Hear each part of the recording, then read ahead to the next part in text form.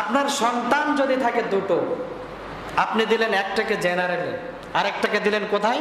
কওমিতে। এক্ষেত্রে আপনি কি কি প্রতিদান পাবেন? আমি আমার জীবনে যেগুলো দেখেছি, কোরআন হাদিস রিসার্চ করে যেগুলোকে পেয়েছি, আলেম ওলামাদের মুখে শুনে যেগুলোকে পেয়েছি, বাস্তব ঘটনা থেকে যেগুলোকে পেয়েছি, সেগুলোই আপনাদের সামনে একটু বলার চেষ্টা করব। মন খারাপ করবেন নাকি?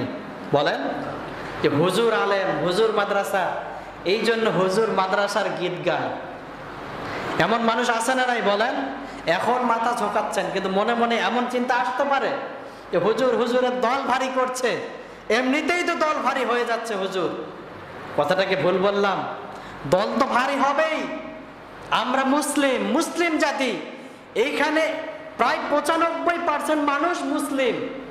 এখানে যদি আপনারা শরীফ শরীফার গল্প শোনান, এখানে যদি আপনারা শুরু থেকেই ইফটিজিং এর গল্প শোনান, এখানে যদি আপনারা ছেলে কি হতে হয় এগুলো শিখান, তাহলে আমাদের মুসলমান জাতি তো আপনাদের কাছে বাচ্চা দিবে না, এটাই স্বাভাবিক।